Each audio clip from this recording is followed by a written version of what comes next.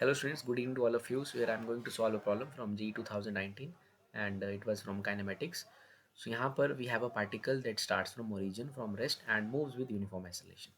Particle origin से start हुआ from rest and moves with uniform acceleration along the positive x-axis.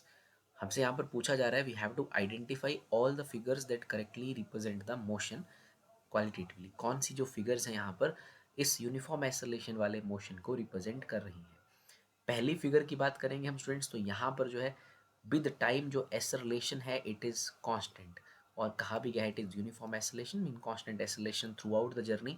So option A is correct there. Option A जो है वो यहाँ पर correct है, मतलब ये इस मोशन को रिप्रेजेंट कर रहा है.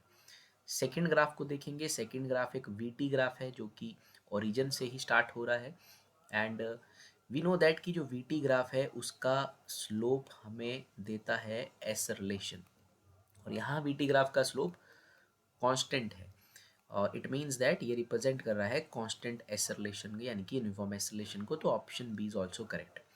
ऑप्शन सी की अगर बात की जाए so it is position time graph.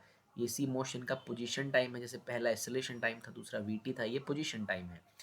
सो एक बात यहाँ क्लियर कही गई कि body starts from the origin. So ये ग्राफ ओरिजिन से स्टार्ट नहीं हो रहा है तो एक तो ये इस तरह से सीधा ही गलत हो गया यहाँ पर. बाकी like after some time that position is not changing so it is also not representing that motion. So C is not the correct answer there. Now come to the D part.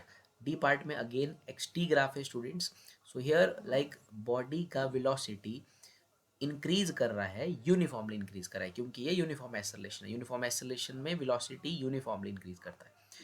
तो अगर velocity increase कर रहा है uniformly time के साथ तो जो position time graph होगा वो एक इंक्रीजिंग स्लोप ग्राफ होगा. वो एक इंक्रीजिंग स्लोप ग्राफ होगा और हम इस बात को चेक कर सकते हैं like we know that S equal to U T plus half A T square. So body is moving along the x axis so I put x there and it is initial starts from rest so 0 plus half at square. So I can write x equal to half at square. So here acceleration is also constant, half is constant, so x is proportional to t square. So it is representing a parabolic type of curve. Obviously this is a parabolic type of curve, so it means that कि ये correct answer है. Students कुछ कई बार बच्चे confuse हो जाते हैं like for example students if velocity is constant, if velocity is constant means it is not changing, तो आपके पास जो एक्स टी ग्राफ रहता है वो एक कांस्टेंट स्लोप वाला ग्राफ रहता है. लेकिन यहाँ वेलोसिटी इंक्रीज कर रहा है, यहाँ एक्सेलरेशन कांस्टेंट है, यहाँ वेलोसिटी इंक्रीज कर रहा है बट यूनिफॉर्मली इंक्रीज कर रहा है.